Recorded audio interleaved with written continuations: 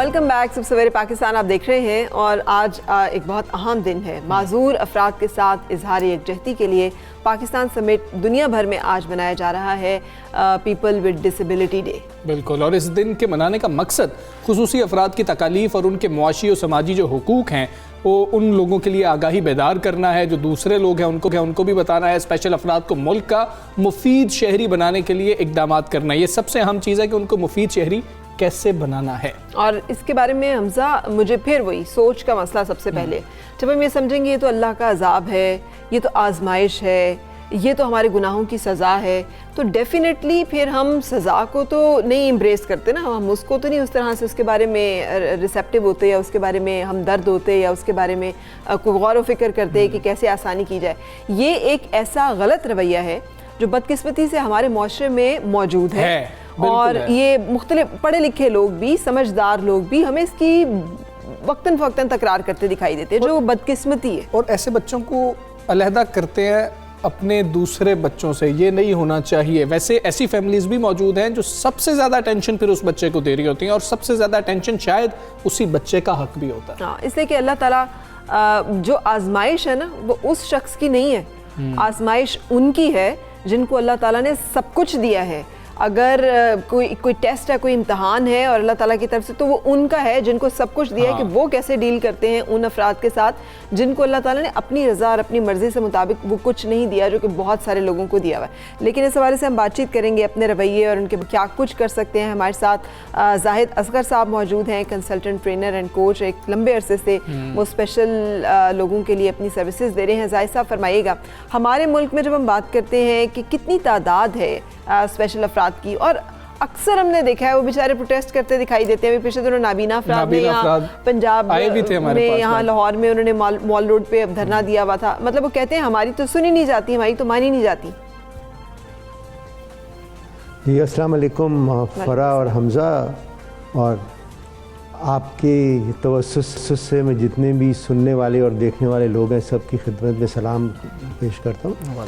आप पूछ रहे हैं कि जी हमारे यहाँ इस तरह के लोग कितने हैं, तो देखिए जो वर्ल्ड का डेटा है, WHO कहती है अब कि तकरीबन 15% लोग जो हैं वो किसी न किसी डिसेबिलिटी का शिकार हैं। तो इस लिहाज से पाकिस्तान में अंदाज़न 3 करोड़ लोग रफली तो होने चाहिए, चूँकि हमारे पास अपना डेटा मौजूद नहीं है जी। अगर हम अपना डेटा लेंगे तो हमें पता चलेगा कि हमारे पास अफराद कितने हैं। अच्छा, जब हम डिसेबिलिटी की बात करते हैं तो सुप्रीम कोर्ट ने मना किया है कि हम डिसेबिलिटी का वर्ड यूज़ ना करें, और हमें चाहिए कि हम वर्ड यूज़ करें डिफरेंटली एबल्ड पर्सनस, या हम लफ्ज़ यूज़ करें कि लोगों को इम्पेयरमेंट क्या है। तो इम्पेयरमेंट जो है वो डिफरेंट किस्म की हो सकती है कि इंसान देख नहीं सकता, या वो फिज़िकली इम्पेयर्ड है, या वो सुन नहीं सकता, या इंटेलेक्चुअल जो है वो उनको इम्पेयरमेंट है।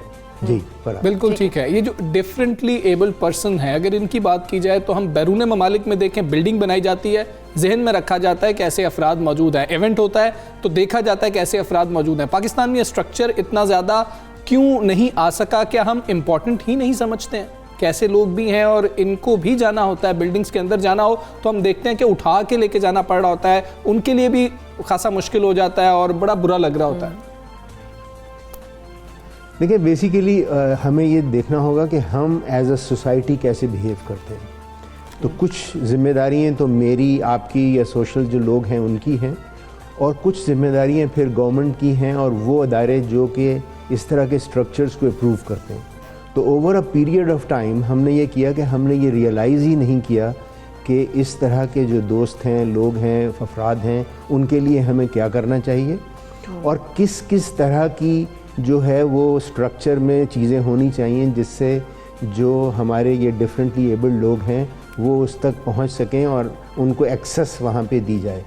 तो ये हम सब की ज़िम्मेदारी है जिसकी वजह से हम सब नाकाम रहे हैं। लेकिन इस वक्त मैं समझता हूँ कि जैसे अब आपका टेलीविज़न है, बाकी टेलीविज़न है, और इस वक्त जो है वो प्रेसिडेंट और जो फर्स्ट लेडी हैं वो ख़ासी तवज्जो दे रहे हैं इन चीज़ों पे कि जो पॉलिसीज़ हैं उन पे कैसे अमल हो और इस तरह के जो दोस्त हैं उनकी ज़िंदगी में बेहतरी कैसी लाई जाए। तो मैं समझता हूँ कि जिस तरह वक्त गुज़र रहा है तो तो we will be a better society as compared to what we have been in the last maybe 70 years. बिल्कुल सही। वैसे तो जैसे आपने कहा कि डिफरेंटली एबल्ड लोग जो है इज़ द बेस्ट टर्म, ये है भी ऐसे। अब हमने देखा दुनिया में बहुत सारे कामयाब लोग गुजरे, किसी को डिसलेक्सिया था, किसी को जो है वो कोई और ऐसा सिंड्रोम, कोई ऐसी चीज़ थी जो कि जिसने उन्हें रेगुलर जो तालीम थी उसके रास्ता रोका, लेकिन उनको और बहुत सारी सलाहियतें अल्लाह ताला ने अता की हुई थी। हमारे यहाँ इस तरह का कॉन्सेप्ट मौजूद नहीं है। उसके लिए क्या किया जाना चाहिए? बिल्डिंग बनाना, ये सब चीज़ें उसी वक्त आएंगी ना जब हमारा पहले तो हमारा कॉन्सेप्ट सही होगा कि हमने इनको भी ज़िंदगी के मेन स्ट्रीम में लाना है किसी ना किसी के लिए। एक तरह से अलाउंस, सरकारी नौकरियाँ, कोटे, ये सब चीज़ें देनी है हमने, नहीं उनका हक है। आप बिल्कुल ठीक कह रही हैं। देखिए, जब माशरे में ये एहसास पैदा हो कि ये हमारे ही बच्चे हैं, और अब अगर आप मेरी तरफ देखेंगे तो मैंने ये चश्मा पहना हुआ है। अब जब मैं चश्मा ये उतार देता हूँ तो मैं चश्मा उतारने के बाद मैं पढ़ नहीं सकता। इसका मतलब ये है कि साइंसदानों ने मेरे लिए ये डिवाइस क्रिएट की कि मैं जब इसको पहनता हूँ तो मेरी एबिलिटी हो जाती है पढ़ने की और दूर तक देखने की जी। तो इसका मतलब ये है कि आज जो इंसान सेहतमंद है, हमें ये समझने की ज़रूरत है कि हो सकता है कि कल में ऐसा ना हो।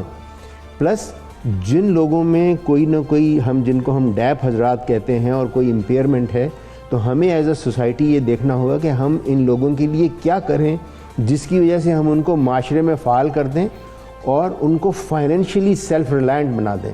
लेकिन जो सबसे बड़ा ऑब्जेक्टिव होना चाहिए हम सब का, वो ये होना चाहिए कि जितने भी हमारे डिफरेंटली एबल्ड लोग हैं, हम समझें कि उनको हमने सब ने मिल के उनकी तालीम और तरबियत करनी है, वोकेशनल ट्रेनिंग देनी है, उनको शामिल करना है, और आखिर में हम ये करें कि उनको हम फाइनेंशियली सेल्फ रिलायंट बना दें, वो अपनी मैनेजमेंट ख़ुद कर सकें, वो दूसरों के ऊपर बार ना हो।